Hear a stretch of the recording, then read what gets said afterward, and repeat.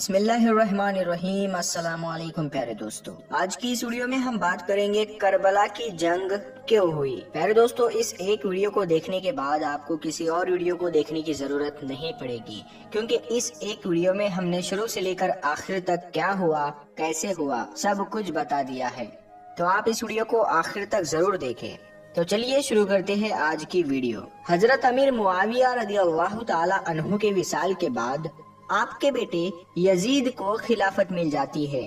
یزید ایک بدترین اور بدبخت شیطان تھا، شراب پیا کرتا تھا، زنا کیا کرتا تھا۔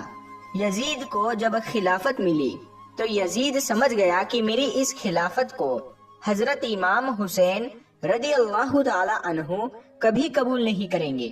اسی لیے یزید نے مدینہ منورہ کے گورنر ولید بن عتبہ کو خط لکھا اور اس میں لکھا کہ حسین ابن علی، عبداللہ ابن عمر اور عبداللہ ابن زبیر رضی اللہ تعالی عنہ میری بیعت کو مانے، اگر وہ بات نہ مانے تو ان پر ظلم و ستم کرنا۔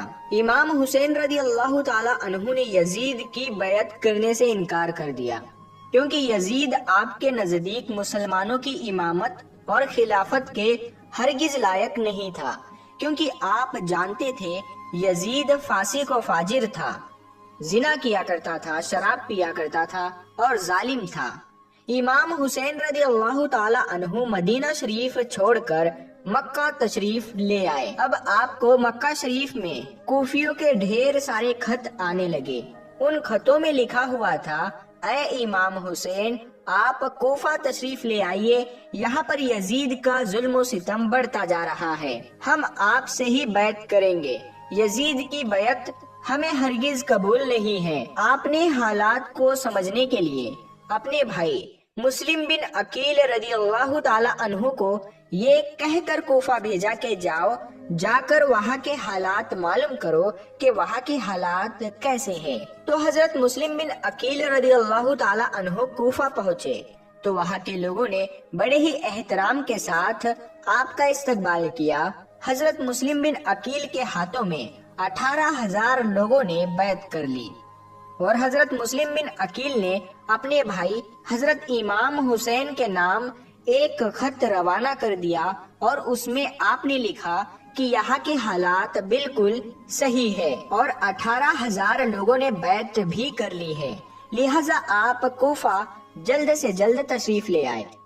جب یزید نے ان لوگوں کو دھمکیاں دی تو لوگ اپنی بات سے مکر گئے اور امام مسلم بن عقیل کو شہید کر دیا۔ کوفہ کے حالات اتنے بدل چکے تھے کہ وہ لوگ جو حضرت مسلم بن عقیل سے محبت کا دعویٰ کر رہے تھے، اب وہی لوگ آپ کی جان کے دشمن بن گئے۔ وہی دوسری طرف مکہ میں مسلم بن عقیل کا بھیجا ہوا خط حضرت امام حسین تک پہنچ چکا تھا، جس خط میں لکھا ہوا تھا کہ کوفہ کے حالات بہت اچھے ہیں، آپ جلد سے جلد تشریف لے آئے۔ لہٰذا حضرت امام حسین نے فوراً کوفہ جانے کی تیاری شروع کر دی۔ حضرت امام حسین اپنے تمام اہل خانہ کے ساتھ کوفہ کے لیے روانہ ہوئے۔ یہاں امام حسین کوفہ کے لیے چل پڑے۔ امام حسین ابن علی کو حضرت مسلم بن عقیل کی شہادت اور کوفہ کی بے وفائی کی خبر اس وقت ملی تھی جب آپ مکہ شریف سے کوفہ کی طرف روانہ ہو چکے تھے۔ جب آپ کوفہ شہر کے بالکل قریب پہنچ گئے تو آپ کو یزیدی فوج نے روکنے کی کوشش کی۔ حضرت امام حسین نے فرمایا کہ میں تم لوگوں کے بلانے پر ہی کوفہ شہر میں آیا ہوں، اگر تم لوگ چاہتے ہو کہ میں کوفہ میں نہ آؤں تو مجھے واپس جانے دو، میں واپس جانے کے لیے تیار ہوں۔ یزیدی فوج نے حضرت امام حسین رضی اللہ تعالی عنہ کو کوفہ شہر میں داخل نہیں ہونے دیا، لہٰذا حضرت امام حسین نے اپنے پورے قافلے کے ساتھ اپنا راستہ بدل لیا۔ چلتے چلتے آپ ایک چٹیل میدان میں پہنچ گئے تو آپ نے ایک شخص سے سوال کیا کہ یہ کون سی جگہ ہے؟ اس شخص نے کہا، اس جگہ کو کربلا کہا جاتا ہے۔ تو حضرت امام حسین رضی اللہ تعالیٰ عنہ نے اپنے تمام لشکر کو حکم دیا کہ یہیں پر خیمہ لگا دیا جائے، لہٰذا اس طرح سے حضرت امام حسین کربلا کے میدان میں پہنچے۔ اور ادھر یزیدی فوج کو اس بات کا علم ہوا کہ حضرت امام حسین نے اپنا خیمہ کربلا کے میدان میں لگایا ہوا ہے، تو یزیدی فوج نے بھی فوراً کربلا کے میدان میں پہنچنا شروع کر دیا۔ یزید کی جو فوج کربلا پہنچ رہی تھی، ان کی سپہ سالاری ابن سعد کر رہا تھا۔ حضرت امام حسین نے ابن سعد سے کہا کہ یا تو تم مجھے یزید کے پاس لے چلو یا پھر مجھے اپنے شہر مکہ واپس جانے دو، لیکن ابن سعد نے ان دونوں باتوں میں سے کوئی بھی بات قبول نہیں کی، اور وہ حضرت امام حسین کو یزید کی بیعت کرنے پر مجبور کرتا رہا، لیکن آپ نے اس کی ایک بھی بات نہیں مانی۔ ایسے ہی کرتے ہوئے دن گزرتے گئے اور 3 محرم کا دن آ گیا۔ اب ظالم یزید نے امام حسین کے سامنے 22,000 سپاہیوں کا لشکر بھیج دیا۔ دوسری طرف حضرت امام حسین کے ساتھ 82 لوگ تھے، جس میں عورتیں اور بچے بھی شامل تھے۔ پیارے دوستو، آپ یہاں سوچئے کہ کتنی حیرت کی بات ہے کہ ظالم یزید کے دل میں امام حسین کا کتنا ڈر اور خوف تھا کہ 82 لوگوں سے لڑنے کے لیے 22,000 سپاہیوں کا لشکر بھیج دیا، جو حضرت امام حسین کے سامنے 100 گنا سے بھی زیادہ بڑا یزید کا لشکر تھا۔ امام حسین کے سامنے یزیدی فوج کے حوصلے پست ہو گئے۔ آخرکار انہوں نے یہ فیصلہ کیا، امام حسین کو ہرانا ہے تو ان کا پانی بند کرنا پڑے گا، اور تبھی ان کا مقابلہ کیا جا سکتا ہے۔ پیارے دوستو، ایسے ہی کرتے ہوئے دن گزرتے گئے اور 7 محرم کا دن آ گیا، اور 7 محرم کو ہی یزیدی فوج نے امام حسین کے قافلے والوں پر پانی بند کر دیا۔ میرے پیارے مسلمان بھائیوں، ہم آپ کو یہ بتاتے چلے کہ کربلا کے میدان میں پانی کا کوئی بھی انتظام نہیں تھا سوائے نہر فرات کے، لیکن 7 محرم کے دن نہر فرات کا پانی بھی حضرت امام حسین کے قافلے والوں پر بند کر دیا گیا۔ حضرت امام حسین اور ان کے ساتھ موجود تمام جوان لوگ تو اس پیاس کو برداشت کرتے رہے، لیکن چھوٹے چھوٹے بچے اور عورتوں کا پیاس کی وجہ سے برا حال ہو چکا تھا۔ ظالم فوج یزید امام حسین کے گھر والے اور تمام ساتھیوں کو گھیرے ہوئے تھی۔ انہوں نے یہ طے کیا کہ اب 9 محرم کے دن امام حسین کو قتل کر دیا جائے۔ حضرت امام حسین نے حضرت عباس سے کہا کہ عباس، جاؤ یزید کی فوج کے پاس اور ان سے کہو ہمیں 1 رات اللہ کی عبادت کرنے کے لیے دی جائے۔ جب حضرت عباس نے 1 رات کی مہلت کے لیے کہا تو انہوں نے آپ کی بات مان لی۔ جب تک 9 محرم کی تاریخ آئی، تب تک امام حسین کو یہ یقین ہو چکا تھا کہ یزید کی فوج کا مقصد صرف اور صرف مجھے شہید کرنا ہے، اس کے علاوہ یزید کچھ بھی کرنے کے لیے تیار نہیں ہے۔ اسی لیے حضرت امام حسین نے 9 محرم کی رات میں اپنے تمام خیمے والوں کو ایک جگہ پر اکٹھا کیا، اور آپ نے کہا کہ یہ بات تو طے ہو چکی ہے کہ یہاں پر موجود سبھی لوگ 2 دنوں کے اندر شہید کیے جائیں گے، اسی لیے یہاں موجود آپ میں سے جو بھی واپس لوٹنا چاہتا ہے وہ لوٹ سکتا ہے۔ حضرت امام حسین نے فوراً خیمے میں جل رہے تمام دیوں کو بجھوا دیا اور اندھیرا کروا دیا، تاکہ جو بھی جانا چاہے وہ بے جھجک چلا جائے۔ تھوڑی دیر کے بعد جب دیوں کو دوبارہ جلوا دیا گیا تو سارے کے سارے لوگ بیٹھے آنسو بہا رہے تھے، یعنی کوئی بھی حضرت حسین کو اکیلا چھوڑ کر جانے تیار نہیں تھا۔ پیارے دوستو، آخرکار 10 محرم کا دن آیا اور حضرت امام حسین اور یزید کی فوج کے بیچ جنگ ہونا شروع ہو گئی، جہاں ایک طرف یزید کی ایک بڑی فوج تھی تو دوسری طرف امام حسین کے ساتھ صرف 72 لوگ تھے۔ اتنے میں فوج یزید کا حملہ شروع ہو جاتا ہے اور ہر شہید شہادت کا جام خوشی سے پیتا گیا۔ کبھی حور شہید ہوتے تو کبھی قاسم شہید ہوتے ہیں، تو کبھی علی اکبر شہید ہوتے ہیں، تو کبھی اون محمد شہید ہوتے ہیں۔ 3 دن کے پیاسے امام حسین کے گھر والے اور تمام لوگ یزیدی فوج سے جنگ کرتے رہے اور ایک ایک کر کے شہید ہوتے گئے۔ حضرت عباس علم بردار سے حضرت امام حسین کے 6 مہینے کے بیٹے علی اصغر کی پیاس نہیں دیکھی گئی۔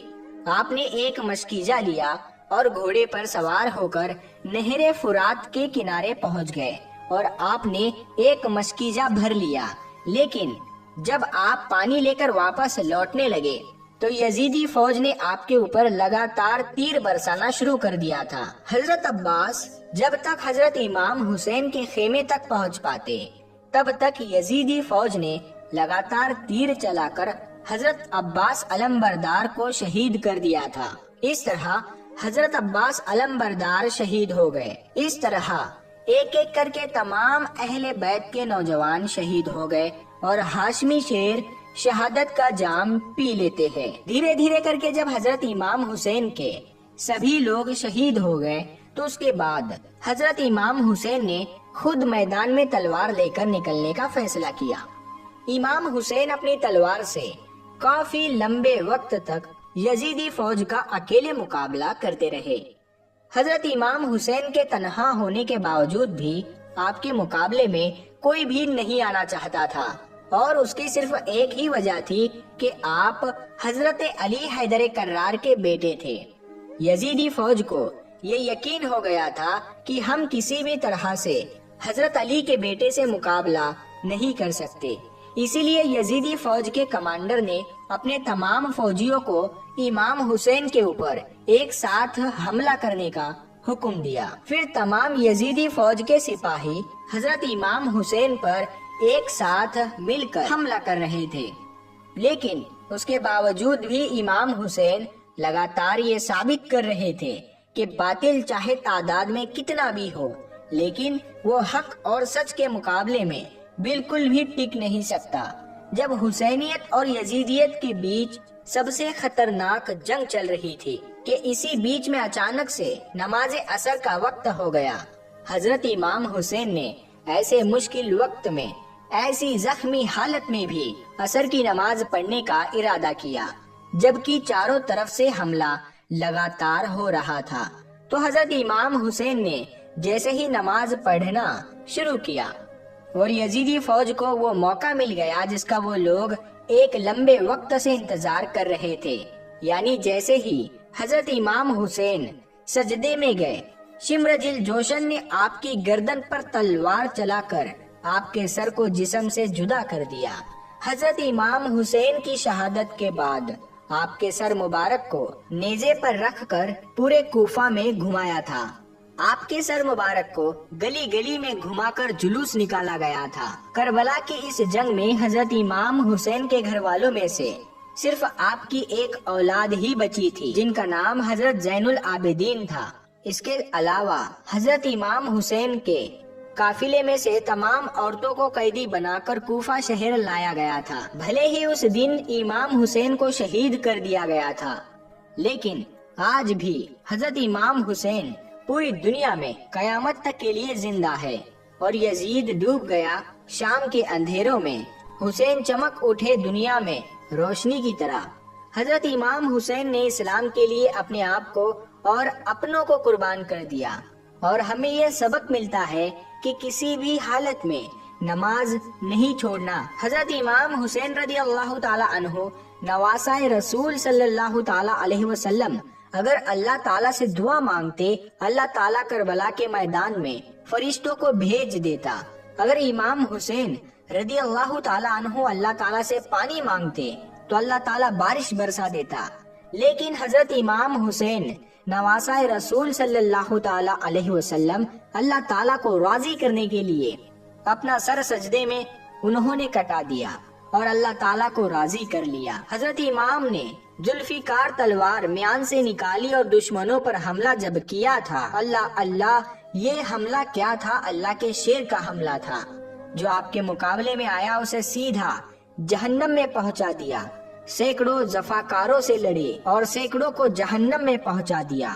جس طرف نگاہ پلٹی صف کی صف الٹ دی۔ پیارے دوستو، ہم امید کرتے ہیں کہ آپ کو آج کی یہ ویڈیو پسند آئی ہوگی اور آپ کو یہ پتہ لگا ہوگا کہ کربلا کی جنگ میں کیا ہوا تھا اور یہ جنگ کیوں ہوئی تھی اور کیسے ہوئی تھی۔ تو ہم امید کرتے ہیں آپ کو ویڈیو پسند آئی ہوگی۔ اس ویڈیو کو آپ لائک کریں، اپنے دوستوں کے ساتھ میں اس ویڈیو کو شیئر کریں، اور اگر ابھی تک آپ نے ہمارے چینل نور حدیث کو سبسکرائب نہیں کیا ہے تو ابھی سبسکرائب کرے اور ساتھ میں لگے بیل آئیکن کو ضرور دبا دے تاکہ ہم جب بھی کوئی نیا ویڈیو اپلوڈ کرے تو سب سے پہلے اس کی نوٹیفیکیشن آپ تک پہنچتی رہے۔ تو ہم ملتے ہیں پھر ایک نئی ویڈیو کے ساتھ میں، تب تک کے لیے السلام علیکم، اللہ